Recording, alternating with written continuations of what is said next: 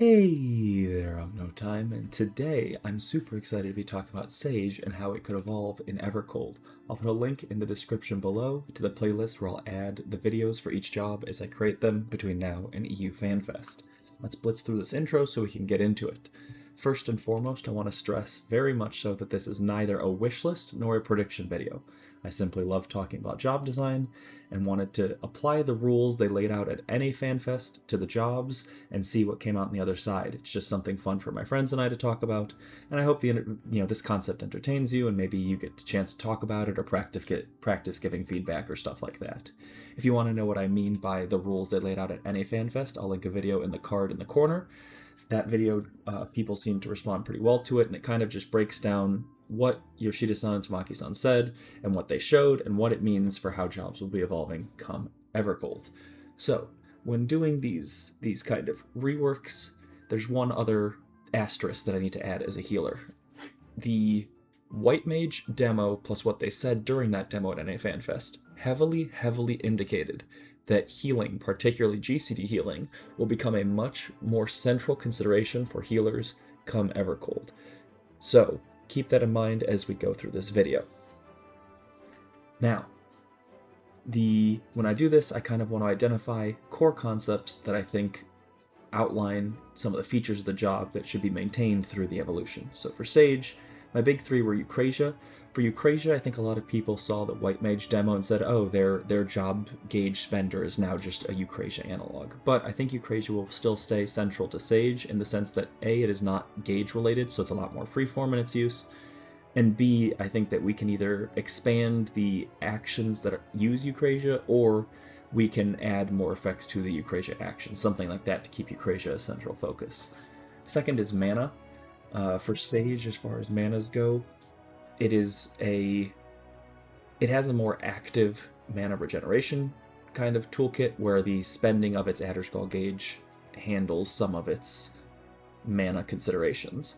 And then finally, as much as Cardia isn't a massive part of Sage's healing output, I do think that that is one of the recognizable factors of Sage, so maintaining some sense of damage and how it interacts with its healing kit could still be interesting. So, without further ado, Sage and Evercold. Oh, one last reminder, actually. There is a further ado. The actions that you're about to see, I laid them out like Tamaki had them in the demos, but, actions are liable to change, so if you see an icon you recognize, wait till I explain it all before you go to the comments and call me a dum-dum. After I explain it, you can go down and call me a dum-dum, that's fine. Okay, so let's take a look. Da-da-da! Here we are. So, Sage's gauge already works exactly the way every gauge works come Evercold. All four of the ones they showed, where there's no tie and build up to active use of abilities and uptime, it's just a timer that loads, and when it finishes loading, you gain a charge. So I don't think they're actually liable to change much with the Adder's Gall portion of the gauge. Adder's Sting, I will be changing. For Adder's Sting, I think that with White Mage, you saw that it got, first of all of its GCD heals were damage neutral, meaning there was a payoff for clicking them eventually. I think we can do the same with Sage, but instead of build up to singular bigger hits like White Mage, I think Sage will maintain it in the form of Adder Sting, so if you use a GCD heal, you'll gain a single charge of Adder Sting, and the damage of Toxicon, which will spend Adder Sting, will be basically the value of 2 Dosis casts, right? One for the cast itself, and then one to make up for the GCD heal you used at some point. I do think that access to all of these instant cast abilities, in addition to maintaining its charges of Phlegma, which I don't expect to go away, means that Sage will actually be able to keep its cast time on Dosis. So that's very, different, where they've tended to be very homogenous across designer. I think there's design in the past. I think there's space for Sage to keep its cast time on its filler damage spell, even though White Mage is now an instant cast. And then for the rest of the kit, you'll see a bunch of symbols I've drawn here. If there's a number on the side there, that means it's a charge count. If there's a blue number below it here, that means it spends the Adder's Gall gauge. And then finally, there's a bunch of pink symbols on the left. Just ignore those for now. We'll go over those right at the end when we're talking about mana. Also, kind of draw a line here. These are your main 4 crossbars, and then actually for Sage, I have more actions than any job they've shown so far. I think that that's reasonable. I think it still falls within that kind of 14 to 20 range. So I think that we're fine, having a little bit more than the 16-ish actions they showed on most jobs at FanFest.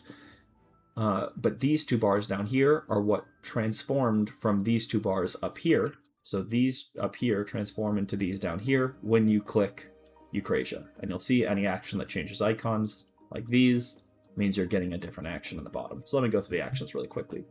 I think that Dosis and Eucrasian Dosis, the dot, will actually stay pretty much intact, exactly the way they are. Like I said, I think Dosis can keep its cast time because there'll be so many instant casts, both from the Eucrasia casts of spells, which will remain instant casts, and from all the instant cast damaging spells they'll get. They'll get significantly more uses of Toxicon than they currently do, plus the charges of Phlegma. So I think that Dosis and Eucrasian Dosis will stay intact. Phlegma will stay intact. It's liable to lose a little bit of its cooldown timer, so from 40 seconds down to maybe 30 or even 20. And then Toxicon will behave similarly. I think that Numa has a reasonable place to stay. I think that it'll also lower its cooldown, but maybe its healing effect will go down. And I also think it'll be significantly more mana costly, so its cooldown won't be the only consideration you take in mind as a Sage when using it. Then as far as GCD heals go, like I said before, I think they'll be a much bigger consideration come next expansion.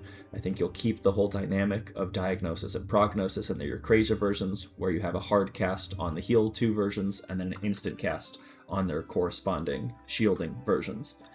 The next one I want to talk about is the symbol here I have for Soteria.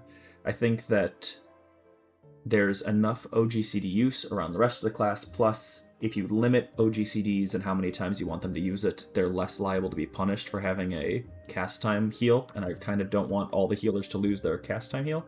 And I think there's a design space where you can actually take Soteria's effect and make it a GCD. Basically, you click Soteria and it will put a heal that is significantly stronger than Cardia on your Cardia target, and then give you the standard 5-stack buff. Each time you use a damaging GCD, you'll heal your Cardia target for much more than you normally would, similar to Soteria. But I think what you can do too is have Eucrasia transform that into, I'm using the symbol for Philosophia, but basically for its Eudaimonia effect, the sub-effect of Philosophia currently, where your whole team gets Cardia healed. So you could click Eucrasia, then you click the symbol for Philosophia, and that will give you a 5-stack, heal your whole team for a small amount and give you a 5-stack buff. And then every time you use a damage GCD for each of the next 5 damage GCDs, your whole team will get healed for the Cardia kind of heal amount. And that way you've got a choice on this kind of middle-ish cooldown where you can use your damage to heal the team through kind of upkeep healing. In terms of OGCDs, I've got Haima and Panhaima expanded a bit. Both of them go up to 2 charges. That way that there's less concern about overcapping and allocating, and you're a little bit more free to use them throughout the damage and the encounter and the damage it presents to you. And then the cooldowns of both reduce substantially. I think that the encounters, again, are going to be more about consistent damage, also asymmetrical damage. Something like Haima will have much more use, I think, next expansion. And so I expect something like this could be very interesting, where it's kind of got that backup heal that you get if your shield doesn't break all the way, so it's kind of a delayed heal in a sense also, plus you've got the multi-stack shield for any multi-hit damage events, and with damage being more prevalent, that should be happening more often. I've limited here the kind of spending space of Adderskull. You still have Caracol on that 30-second cooldown, but I think that Druacol and Toracol, the 2 single target spenders, are liable to get consolidated. You know, I've got the symbol for Druacol here, but very easily it could be around level 50 you get Druacol, but then at level 70 it upgrades to Toracol and keeps its damage mitigation effect. But I think you'll have only one spammable spender of Adderskull, because I don't think they want the shield healers to be the constant topping the HP bar healers the way they will want White Mage and Astra to be. So limiting their kind of space of OGCD healing that is just able to be spewed out and topped without needing to consider GCDs ever is something I could see them doing. And then finally, in terms of healing toolkit, I think that Holos is a reasonable button. It's very exemplary of Sage. It's got the heal, the mitigation, the shield. It kind of does a little bit of everything. So I think that it's kind of one of those things liable to maintain a longer cooldown and only a single stack, meaning it'll be a button that you assign to kind of major mechanics throughout the encounter, the same way Wings was shown on White Mage, where, you know, you'll assign Wings on its minute cooldown to help you heal through a specific set mechanic, and you're not just going to try to click it off cooldown every 60 seconds. So that's pretty much it for the healing toolkit. I think as far as utility goes, like I said, I think cardio will stay, and I've got all this interaction here with this new GCD to consider alongside it. I think that the wings can still stay for mobility. We saw Aether Glide on White Mage, so I don't see there's a reason that, what is this, Icarus? Yeah, Icarus will change it all.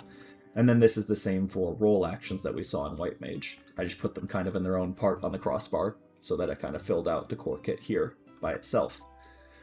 So yeah, that's what I'm thinking for Sage. I think that the interplay of Eucrasia and its kind of more freeform use in these two abilities will help distinguish it from White Mage. I think people who are worried about stuff for White Mage, kind of overlapping feeling with Sage, shouldn't be too worried. I think expanding its damage to healing kit is super, super interesting. And then expanding the use of these abilities, which are currently fairly niche, when that next expansion, I think they're going to really shine. So expanding that could make them very, very, very exciting. Finally, just talking about mana.